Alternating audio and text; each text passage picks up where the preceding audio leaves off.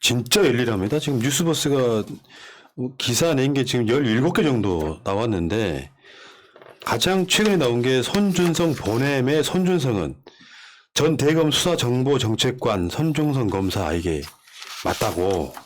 여기 이제 요거죠, 요거. 아까 제가 말씀드렸던 것처럼 손준성이 핸드폰에 있을 때와 없을 때의 차이. 전화번호가 이게 확인이 된 거예요. 그 손준성이 이 손준성이었던 게 확인이 된 겁니다. 이게 저번에도 말씀드렸지만 나와 대화하던 텔레그램의 상대가 본인이 상대에게 내 자료까지 지우지 않고 나가면 이런 지금 손준성도 그렇고 김웅도 그렇고 제대로 몰랐기 때문에 이 사단이 났는데 이것도 텔레그램을 계정을 자기가 지우지 않고 지금 핸드폰 번호만 없앤 상황이거든요. 아, 이렇게 되면은 그 프로필 사진이 똑같이 나오기 때문에 지우고 도망가도 저렇게 프로필 사진이 똑같이 나올 수밖에 없어요. 다시 한번 보여줘봐요. 요게 지금 몇 회, 우리가 텔레그램 선수들이잖아. 네. 한 달 이내에 마지막으로 접속함. 이게 무슨 뜻이냐면, 앱만 지우고 나갔다는 소리예요. 예. 여기서 보여주는 그 메시지들이 다 그런 식이거든. 그러니까 마음이 급했다는 거죠. 그러니까 엊그저께도 접속했지만, 텔레그램 앱을 지우면 한 달 이내에 마지막으로 접속함. 이렇게 뜬다고. 원래.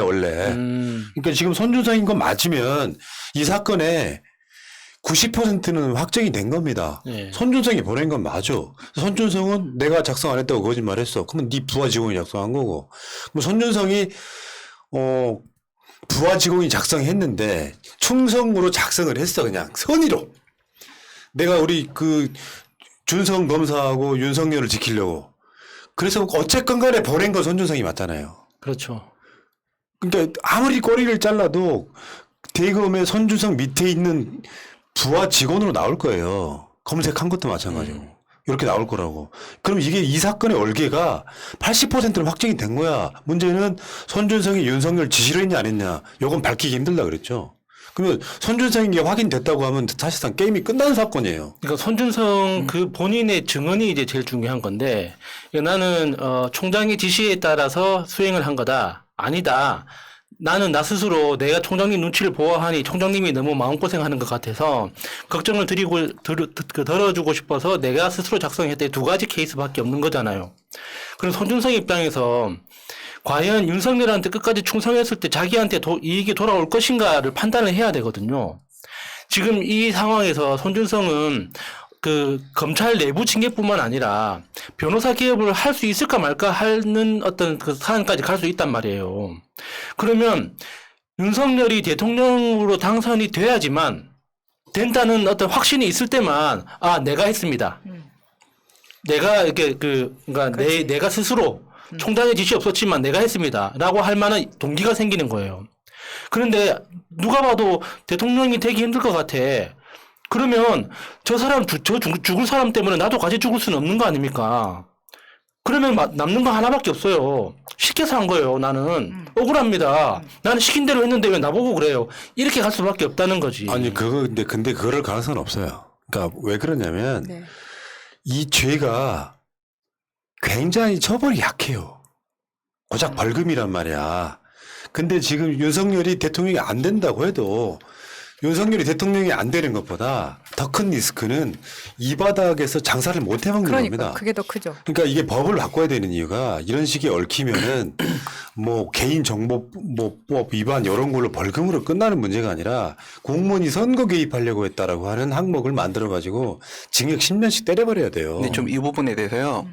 지금까지 우리가 이야기하고 있었던 개인정보보호법 위반이라거나 공직선거법 위반이라거나 뭐 아니면 직권남용의 문제라거나 공무상 비밀 누설이라거나 이런 이야기들을 우리는 그동안 쭉 해왔었는데 네, 오늘 추미애 후보가 이 부분에 대해서 계속 이게 입장을 내놓으시더라고요.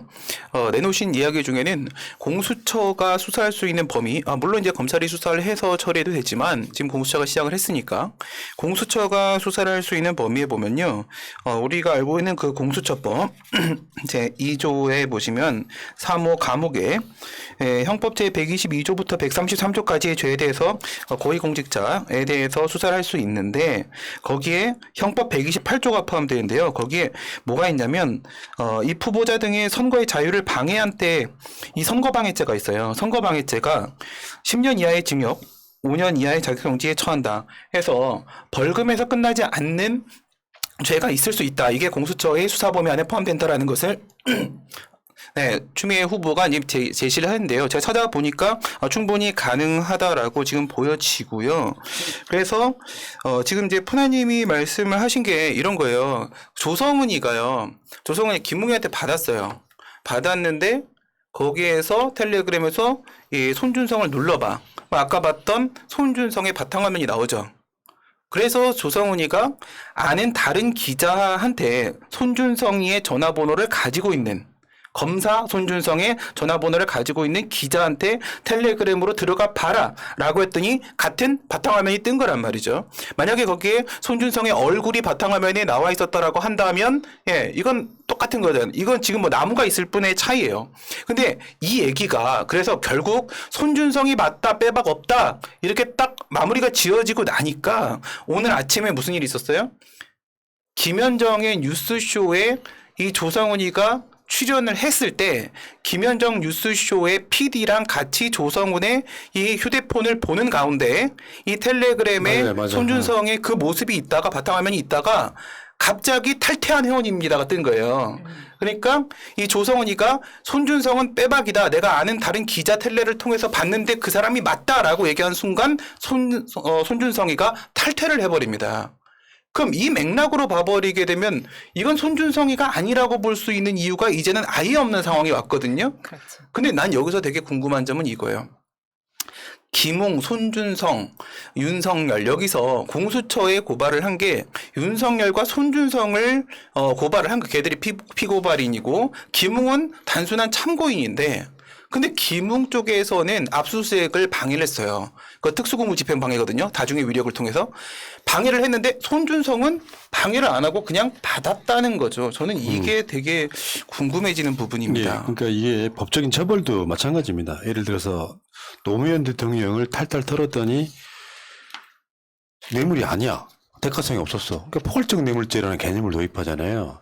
근데 반대로 이런 경우에 예를 들면 악의성을 갖고 막 여러 가지 법을 적용할 수는 있지만 현실적으로 입증할 수 있느냐에 대한 부분이 있어요. 그러니까 승질 같으면은 막 징역 10년 때려버리고 싶은데 막상 이게 적용되는 법률이라고 하는 게 너무 허점이 많은 거예요.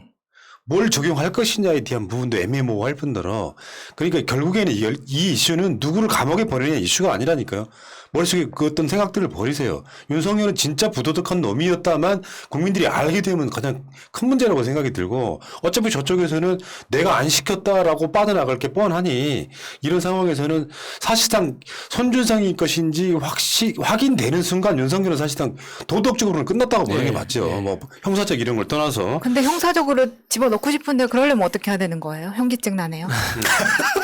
아니 그러니까 이거를 내가 입증해야 되고 윤석열이 형사적 책임이 있다는 걸 입증하려고 하는 순간 여러분들이 대선에서 잘못될 수 있다는 얘기를 하는 거예요. 그러니까 우리가 수세적인 상황으로 빠질 수 있다는 거지. 그러니까 요거는 윤석열이 그렇게 빠져나갈 것이다 미리 예상하고 빠져나갔을 때 윤석열이 저렇게 빠져나갈 줄 알았다라고 하지만 네가 시킨 건 맞아 이 새끼야 라고 이야기하는 게 정상적인 프레임인 거고 여기서 지금 윤석열을 감옥에 보내고 안 보내고 그런 문제가 아니라는 얘기를 드리는 겁니다. 손준성이 보낸 게 맞으면 손준성 책임이 문제가 아니라 윤석열의 검찰이 정말 징글징글하게 나쁜 놈들이었네. 저 새끼는 대선 나오면 안 되겠네. 이 생각만 갖고 있으면 되는 거예요. 그럼 굳이 입증하려고 그래. 그건 우리 목도 아니고 입증도 안 된다니까. 현실적으로 지금 어렵다. 네, 잘 알도록 하겠습니다. 다음에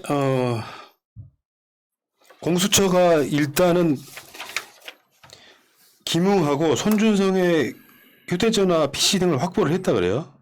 근데 문제는 또 아이폰이야 이연병 진짜. 어떻게 하면 좋아해? 죄송합니다. 내가 왜 죄송하지? 그리고 아이폰 좀 니들 범죄자들이 새끼들이 지금 내가 봤을 때 아이폰 쓴 사람 다 범죄자로 난 봐. 예. 대체 뭐야? 그렇지만 6개월에 한 번씩 바꿀 재력은 없네요. 근데 한동훈이 너무 악질적인 케이스를 만들어 놔가지고 아이폰이라고 하더라도 보통 뭐 길어도 3개월 이내에는 비밀번호를 풀리는 경우가 대다수인데 한동훈이 그 20자리 비밀번호를 설정해놓고 지금 끝까지 버티고 있는 바람에 너무 악질적인 케이스를 만들어뒀죠. 네. 그래서 그 손준성이 이 보도가 된 날, 보도가 된 그 다음날 바로 이제 연차 내고 휴가를 냈다고 하잖아요. 제일 먼저 비밀번호 바꾸는 거 하지 않았을까 하는 그런 상상도 했습니다. 왜냐면은 그 전에 검사들이 3명이 동시에 휴대폰을 잃어버리거나 하는 그런 케이스도 있었잖아요. 그 룸빵 같이 갔던 사람들끼리. 그러니까 그런 사람들하고 똑같이 또 휴대폰을 연차 내고 휴대폰을 잃어버리면 그 완전 진범으로 지목받을 게 뻔하니까 그러면 이제 한동훈의 가르침을 이어받아서 비밀번호를 오케이. 그러니까 페이스 아이디는 지우고 비밀번호를 네. 20자리로 바꾼 알겠습니다. 거 아닐까 네. 의심됩니다. 윤석열 측에서 박지원 휴대폰 압색해야 된다고. 지 휴대폰을 까면서 그렇게 이야기를 해야지. 아니 그러니까 대한민국의 국정원장 핸드폰이잖아요. 네. 그거 만약에 내놓게 되면 지들은 손목이 잘려요. 그러니까 수사를 해야 되는데 지금 핵심은 다시 한번 말씀드리지만 한동훈 핸드폰입니다. 한동훈 핸드폰은 인멸할 시간 없이 압수가 됐고 나머지 손준성이나 이런 핸드폰은 아무 의미 없어요. 제가 봤을 때는 더군다나 아무 의미 없지만 비밀번호 안 가르쳐주면서 계속 딜레이 시킬 거예요. 아까 어떤 분이 댓글창에 내가 너무 아니한 생각을 한다는데 손준성이 형사적으로 처벌되는 것은 당연히 중요하지만 네. 거기에 형사적으로 손준성이 처벌되고 윤석열의 관계를 입증하는 것은 사실상 불가능에 가깝다. 그러니까 윤석열한테 무혐의 나왔다고 하는 프레임에 빠지면 대선에 도움이 안 된다니까요. 윤석열은 어찌 됐건 간에 부도덕한 놈인 거예요. 대통령이 되면 안 되는 거야.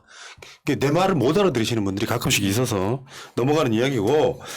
자, 다음에 공수처가 김웅 의원실 등을 압색할 때 키워드 논란이 있었죠. 예를 들면 보여주세요. 키워드가 조국, 재수, 건희, 오수 뭐 이렇게 나왔다 그랬잖아요. 이 오수는 권오수냐 김오수냐도 이렇게 논란이 됐고요. 건희 다음에 나오는 건 권오수 아닐까요? 확률적으로? 권오수죠. 권오수라고 예. 공수처가 답을 했었고 나는 이거 보고 뭘 느꼈냐면 만약에 김웅 사무실 등에 포렌식 등을 하게 된다면 지금 있는 자료만 갖고도 할 수 있지만 공수처가 그걸 들여다본 것 같아요. 이 건 말고요. 조국 장관 등에 관련된 건 있잖아. 이런 것도 들여다보려고 했다는 게 보여요. 그러니까 공수처도 그걸 느끼고 있는 거죠. 이번 건 말고 조국 장관 고발한 거 저쪽이 한 거 관련 있는 거 찾을 수 있는 거잖아요. 그렇죠. 그런 것들이 다 검색이 된 게 아닌가 싶어요. 근데 이제 법률적으로 이렇게 공개된 장소에서 특히나 이제 그 국회의원실이라는 건 보좌관이라는 그러니까 변호사는 아니지만 변호사만큼 법률적 지식이 굉장히 많이 있는 사람들끼리 모여서 일하는 그 공간에서 그러니까 압수수색 하러 왔습니다 하고 이제 그 영장을 집행하는 과정에서 다른 의도를 개입하기는 현실적으로 좀 조심스럽지 않을까 하는 생각이 들어요. 그러니까 일반 사무실 같은 경우는 이 검찰에서 압수수색이 왔다는 거 하나만으로도 많이 긴장하고 막 엄청나게 혼란스럽겠지만 사실 국회의원 사무실은 그런 공간은 아니거든요. 웬만한 국무총리가 와도 오는가 보다 하고 그냥 끄덕끄덕하고 많은 그런 사람들 입장에서 검사들이 이제 그 영장 집행을 제대로 하는지 뒤에서 이제 굉장히 날카롭게 지켜보게 될 테고 거기에 하나의 실수만이라도 있었다면은 바로 거기서 중지시키고 이제 그 법적으로 대응하기 위한 준비를 들어간단 말이에요. 그러니까 그런 키워드도 미리 다 준비를 해왔을 거예요. 그리고 그 압수수색 그 범위 자체도 굉장히 가벼운 거예요. 그러니까 그 국회의원실에 있는 컴퓨터 자체 기계를 통째로 이제 싹 들고 가버려야지 원래는. 들고 가는 게 아니라 그 수사 대상이 되는 정보만 간추려가지고 검색해서 이제 그 정보를 카피해서 가져가겠다는 거였기 때문에. 근데 포렌식이라는 건 정확하게 한다면 그 이전에 6개월 정도의 그 컴퓨터 로그를 싹 다 분석해가지고 어떤 파일이 지워졌고 어떻게 수정됐는지까지 싹 다 추적을 해야 되거든요. 그러면은 푸나님이 말씀하셨던 그것까지 다 들여다볼 수 있겠지만 컴퓨터 자체를 잠깐 검색하는 것만 가지고는 다른 의도를 개입하는 순간 그 보좌관들이 정말 말 그대로 발광을 했을 겁니다. 그렇게 그것 때문에 논란이 됐잖아요. 예. 왜 거기서 미애를 검색하고 조국을 검색하냐. 근데 그런 의도가 있다고 보는 게 예. 이게 연속되는 범죄였다면 분명히 그런 식으로 이렇게 그 손준성한테 받은 파일만을 갖고 있을 가능성이 없고 지금 전에 조국 장관의 가족들 고소고발 뭐 한 건들도 있잖아요. 사실 연관성이 있다고 봐야 되는 거지. 그런 차원에서 검색해보지 않았을까라고 한번 유출을 해보는 근데 거고. 사실 이 부분은요. 압수수색이라는 자체가 원칙은요. 그 사람의 PC나 노트북을 통째로 가져가면 안 되는 거고 원칙은 이 방식이 맞아요. 공수처가 한 방식대로 키워드 검색을 통해서 그러니까 압수수색을 하는 데 있어서 이 해당 혐의와 관련 없는 부분까지 가져가면 이게 별건 수사가 되는 거거든요. 그런데 지금까지 조국 장관이나 이 부분에 항상 PC를 그냥 들고 가버렸어요. 이거는 지극히 예외적인 경우 원칙을 지켜서는 현저히 곤란한 상황일 때 수사가 이럴 때 하는 건데 조국 장관한테는 전부 다 예외를 적용시켜서 그냥 통째로 다 들고 가버린 건데 이번에 김웅이나 이 손준성에 대해서 할 때 공수처는요 원칙을 다 지켜준 거예요. 다 지켜주면서 통째로 들고 가지 않고 키워드 검색을 한 거거든. 그렇기 때문에 지들도 법을 만드는 사람의 입장에서 또 김웅 본인도 법률 전문가의 입장에서 정말 예의와 매너를 다 지키고 있다는 걸 알고 있을 거예요. 알고 있으면서도 거기에 대해서 다중의 위력을 쓴 것이기 때문에 상당히 고의적인 범법 행위를 했다라고 공수처가 얘기하는 거죠. 수사방해고요. 네. 처벌해야 되는 것이고 지금 뭐 공수처가 검찰이 알려준 거를 못 써먹었네. USB 집어넣고 뻥 났다고 가져가면 되거든. 이미 제출했다고. 그렇죠. 그러니까 그렇게 합법적으로 대해주면 진짜 아스팔트 깔아놓으면 개가 먼저 지나간다고.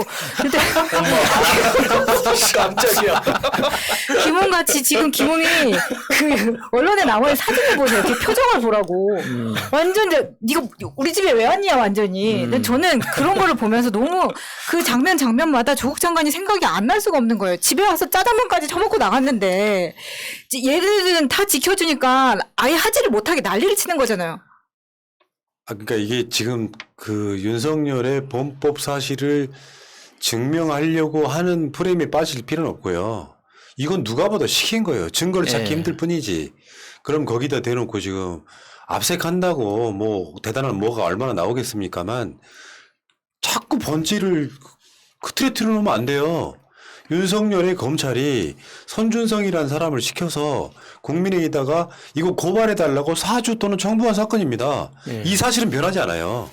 근데 나머지 어떤 디테일들을 갖고 와서 지금 빨리 조사를 해줬으면 좋겠다고 했던 김웅 같은 놈들이 막상 압색이 들어오니까 방해오 자빠였잖아요. 그러니까 주말에 제가 뒤늦게 김웅의 기자회견을 영상으로 다시 보게 됐는데 그 언론들이 그러니까 기억이 나지 않는다라는 그 문장으로 요약을 해주니까 뭔가 정상적인 말을 했다고 저는 생각을 했었는데 영상을 보니까 외국인이 기억이라는 단어를 처음 배웠는데 그거를 연습하는 것처럼 보였어요. 나는 기억을 하지 못하기 때문에 기억나지 않습니다. 그게 무슨 문장입니까 그게.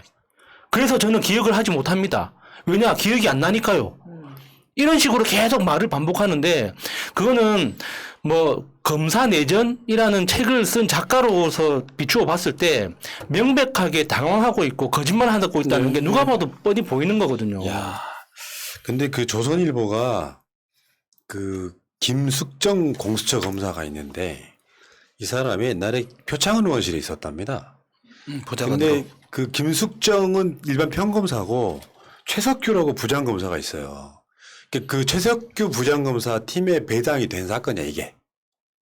근데 민주당 여당 국회의원 보좌관 출신 검사 어쩌고저쩌고 이렇게 된 거예요. 그래가지고 프레임을 공수처마저도 민주당 편이다.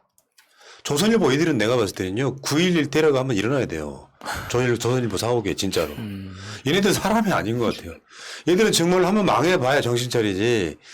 그렇게 따지면요 대한민국 사회에 공수처건 어디건 국민의힘과 관련 있는 사람은 없겠어요? 그렇죠.